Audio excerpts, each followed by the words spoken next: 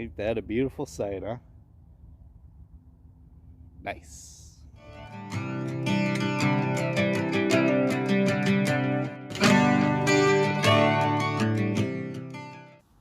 Alright, well, I've found the only source of light around, which is in this abandoned. I don't know what this is, but I'm gonna get the video done and over with so I can leave. Car's parked over there. So, today's video, I want to talk about something that's kind of nuanced, a little, it's, feely kind of thing, right? Let me put it to you this way. A blind man, right? We people who can see, okay, we have a very hard time understanding how a blind person gets around, right? I mean, we have a hard time understanding how they can go to the supermarket, buy food, get back without being able to see, right?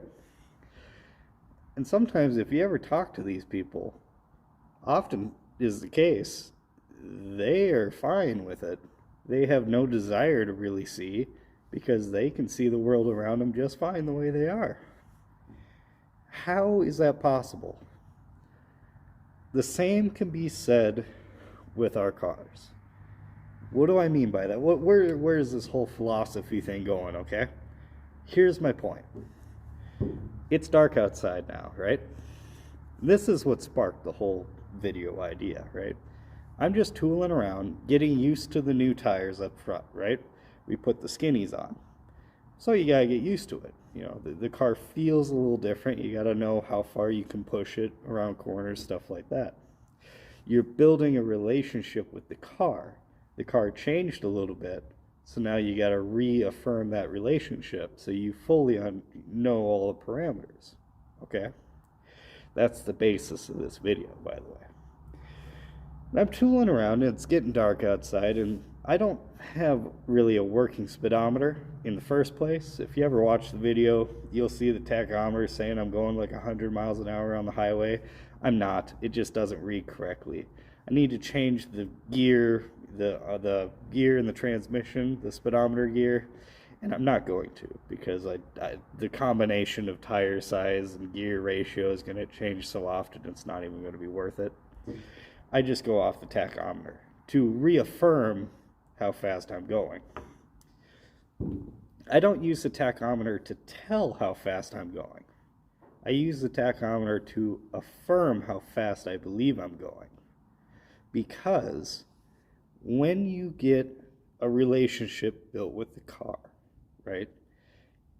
You can hear it, you can feel it, you can smell it, right? These old cars, I mean, there's no fluffy padding like there is on new stuff, right?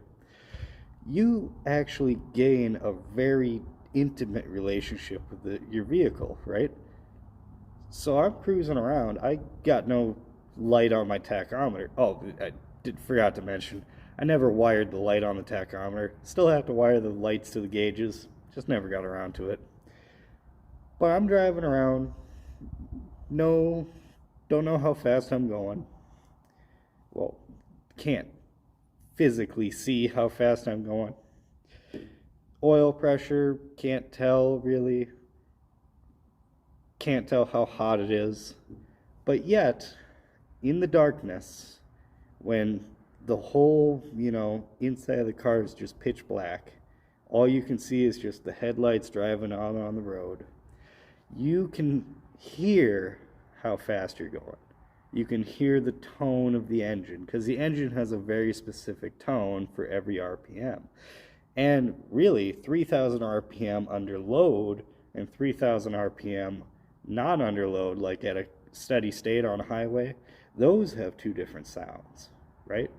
3,000 RPM under load sounds, whereas 3,000 RPM not under load, just maintaining speed, is kind of soft, just a hum. So I can hear how fast I'm going. I can smell whether or not, I'm hot. The engine's hot. I can smell if there's coolant or if it's heat, or if I don't smell anything, I know it's cool, right? Oil pressure, you can hear, the engine, how the moan is going. You can hear the valve train. If it starts to tick in, then you know you're low on oil. You gain a very intimate relationship with these automobiles. So, this is basically just a rant video, if you haven't noticed, okay? So, I know I get in the comments section a lot about, you got to change out to disc brakes, you know, those drums, they don't stop very well, or, you know, you got to put a sway bar on it because this, you know, otherwise it is unpredictable, or, you know, I'm sure I'm going to hear the fact that the skinny tires, you're going to get into a crash, you're going to slide off the road, something like that, right? I hear all this stuff, and it just really boggles my mind, because when you become attached, have that intimate relationship with your automobile, you know where the limits are. You can feel every single thing going on in that vehicle, and you know whether you're pushing it too hard or not, right? You know if you need to slow down earlier for a turn or whatever, or you can feel if your brakes are a little faded, so you compensate, you downshift earlier to get the engine braking. If you have an intimate relationship with your automobile, all that stuff doesn't really matter, because you as a driver are able to compensate and able to run the machine to the fullest of its capabilities. Is that everything? This is just a rambly video at this point. There's really almost no beneficial content here at all. But it's night time and I'm cruising around, I'm having a good day, and you know, something that popped in my head, so there you go. Little chat with Dan out in the middle of goddamn nowhere, which I'm going to get out of and go cruise around on the road and probably go to bed soon. So,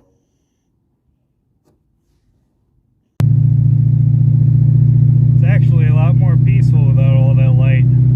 Just you and your machine out on the road. It's the only source of light around. And there goes the train.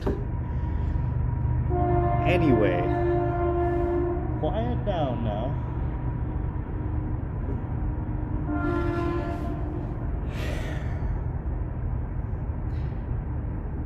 Just waiting for the stupid train to go by. Are you done yet? Not even close.